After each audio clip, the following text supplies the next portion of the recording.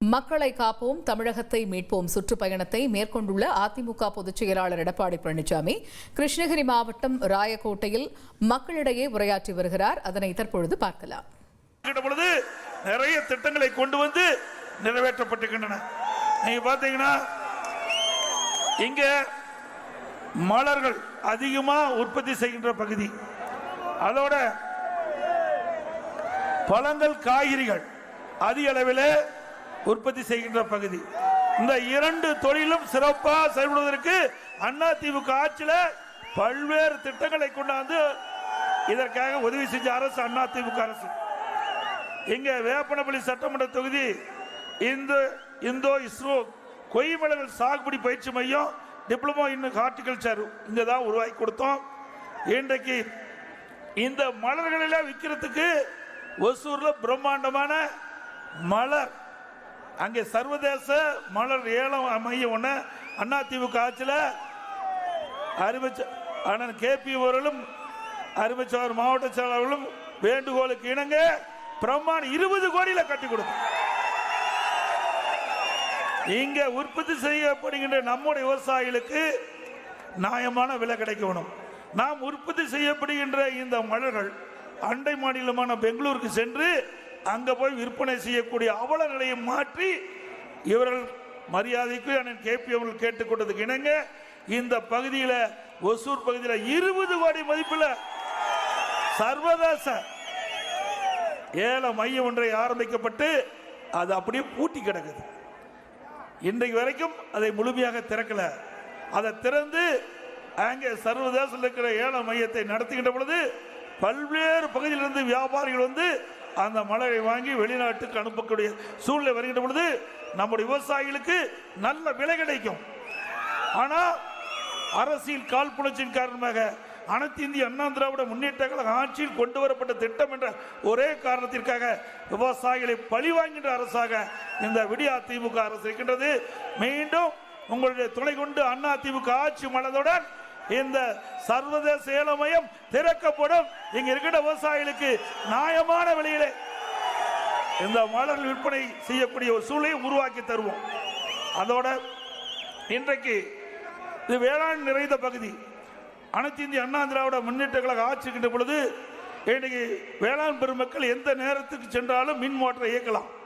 இப்பொழுது அதில் அப்படி இல்லாத ஒரு சூழல் ஷிஃப்ட் முறையில் இப்போ மின் மோட்டருக்கு ஷிஃப்ட் முறையில் தான் இன்றைக்கு மின்சாரத்தை இன்றைக்கு வழங்கக்கூடிய சூழ்நிலை. இதனால் விவசாயிகள் கடுமையாக பாதிக்கிறாங்க. ஏன்னா பகல் நேரத்தில் தான் விவசாய தொழிலாளி வர்றாங்க.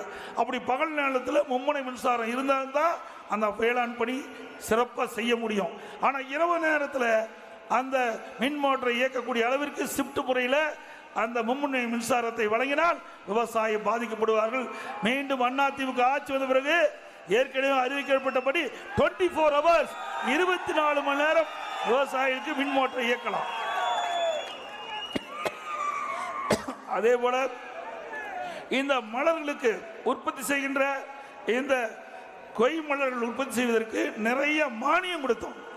அதிமுக ஆட்சியில் இருக்கும்போது நிறைய மானியம் கொடுத்து அந்த விவசாயிகளை ஊக்குவிச்சு அதனால மலர் சாகுபடி செய்கின்ற விவசாயிகள் தண்ணீர் பெறுகின்ற அளவிற்கு நல்ல லாபம் பெறுகின்ற அளவிற்கு அதிமுக ஆட்சியில் நடவடிக்கை எடுக்கப்பட்டது. திமுக ஆட்சிக்கு வந்த பிறகு இந்த மானியத்தை நிறுத்தி விட்டார்கள். இப்படிப்பட்ட ஆட்சி தேவையா? அதே போல குடிமராமத்து திட்டம் அற்புதமான திட்டம். நம்முடைய பகுதியில் இருக்கின்ற ஏரி குளம் குட்டைகள் அனைத்தும் பல ஆண்டுகளாக தூர்வாராமல் இருந்தது.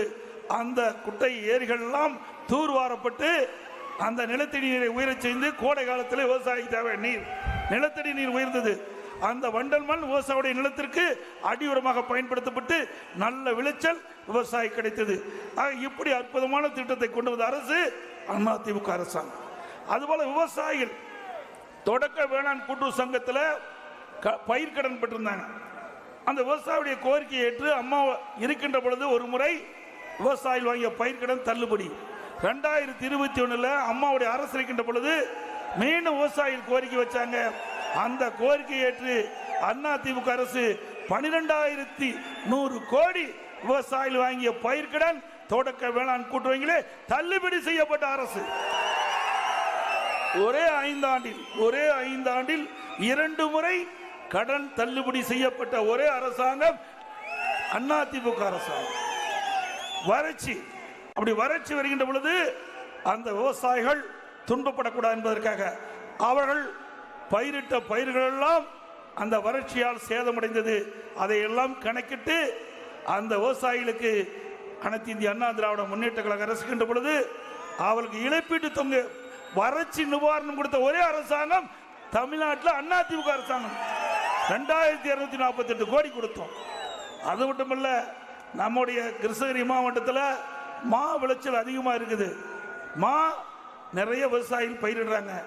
இன்னைக்கு கடந்த ஆண்டு இந்த மாம்பழம் கடுமையான விலை வீழ்ச்சி ஏற்பட்டு விட்டது. இதனால் விவசாயிகள் கடுமையாக பாதிக்கப்பட்டாங்க. ட்ரெண்டை ஃப்ரெண்ட் ஆக்கிக்கோங்க. தந்தி டிவியின் சப்ஸ்கிரைபர்ஸ் அண்ட் ஃபாலோவர்ஸ் குடும்பத்தில் நீங்களும் இணையுங்க.